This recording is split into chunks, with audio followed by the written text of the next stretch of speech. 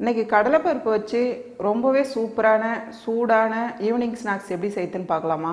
பாருங்கள், நான் வந்து 200 கிராம் கடலைப்பருப்பு எடுத்து ஒரு 2 ஹவர் ஊற வச்சு வச்சுருக்கேன்.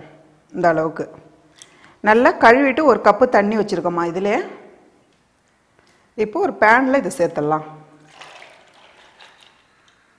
இந்த அளவுக்கு தண்ணி சேர்த்துருங்க. இப்போ வந்து இது ஒரு 10 நிமிஷம் நம்ம வேக வச்சு எடுத்துக்கலாமா? பாருங்கம்மா, 10 நிமிஷம் ஆயிடுச்சு. நம்ம பார்க்கலாம். பாருங்கள், நல்லா வெந்திருக்கு பாருங்கள். இந்த கடலைப்பருப்பு வந்து ரொம்ப வேகக்கூடாதுமா. அதனால தான் நீங்கள் வந்து குக்கரில் வைக்க வேண்டியது கிடையாது. இந்த மாதிரி ஒரு பாத்திரத்தில் வச்சாலே போதும். பாருங்கள், 1/4 வேக்காடு இருந்தாலே போதும், அதிகம் வேக வேண்டாம். இப்போ வந்து இது நல்லா வடிகட்டி எடுத்துக்கலாம். கீழே ஒரு பாத்திரம் வச்சுருங்கம்மா. இந்த மாதிரி ஒரு வடிகட்டி எடுத்து நல்லா தண்ணி இல்லாமல் ட்ரையாக வடிகட்டி எடுத்துக்கணும். இந்த அளவுக்கு நல்லா தண்ணி இல்லாமல் வடிகட்டி எடுத்துக்கோங்க. நல்லா ட்ரையாக இருக்கணும். இப்போ மிக்ஸி ஜார் வச்சுங்கம்மா. பாருங்கள், தண்ணி இல்லாமல் நல்லா ட்ரையாக ஆயிடுச்சு பாருங்கள். இந்த அளவுக்கு தான் இருக்கணும். இப்போ வந்து ஜாரில் சேர்த்துருங்க. கொஞ்ச நேரம் ஆற விடுங்க. ஆற விட்டு அரைக்கணும். பாருங்கம்மா, இப்போ கொஞ்ச நேரம் நல்லா ஆறிச்சு. இப்போ ஓரளவுக்கு கொரகொரப்பாக அரைச்சிக்கலாம். பாருங்கள், இந்த அளவுக்கு 1 பாதியமாக அரைச்சி எடுத்துக்குங்க. இப்போ இது கூடவே 2 ஏலக்காய் சேர்த்துக்கலாம். 3 ஸ்பூன் அளவுக்கு வெல்லம் சேர்த்துக்கலாமா? பாருங்கள், ஏலக்காவும் வெல்லமும் சேர்த்து இன்னும் ஒரு வாட்டி நம்ம அரைச்சி எடுத்துக்கலாம். பாருங்கள், வெல்லம் சேர்த்து இந்த அளவுக்கு நம்ம அரைச்சி எடுத்துக்கணும். இவ்வளோ கெட்டியாக இருக்குது பாருங்கள். அதுக்கு தான் வந்து தண்ணி வந்து நல்லா ட்ரையாக வடிகட்டிடணும்.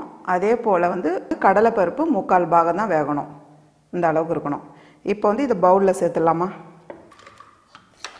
இப்போ வந்து கொஞ்சம் கொஞ்சமாக மாவு எடுத்துக்கங்கம்மா. இந்த அளவுக்கு எடுத்துக்கோங்க. இது வந்து நல்லா ரோல் பண்ணுங்கள்.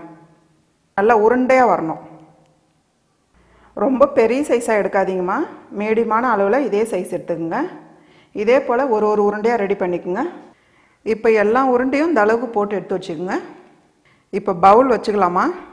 பாருங்கள், நான் வந்து 4 ஸ்பூன் மைதா மாவு எடுத்துருக்கேன். இதை சேர்த்துக்கலாம். கொஞ்சமாக தண்ணி சேருங்க, அதிகமாக சேர்க்காதீங்க. இப்போ வந்து நல்லா மிக்ஸ் பண்ணிவிடுங்க. ரொம்ப தண்ணியாக இருக்கக்கூடாதுமா, கொஞ்சம் திக்காக இருக்கணும். இந்த அளவுக்கு நல்லா மிக்ஸ் பண்ணுங்கள். ரொம்ப தண்ணியாக இருக்கக்கூடாது, இந்த பதத்தில் தான் இருக்கணும்.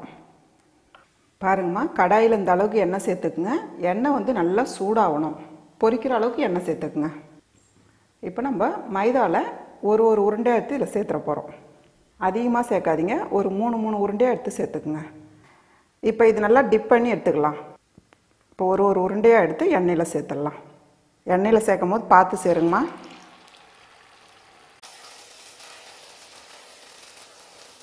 அடுப்பு தீ வந்து மீடியமான அளவில் வச்சுருங்க. டக்குன்னு மேலே வந்து செவந்து வந்துடும்.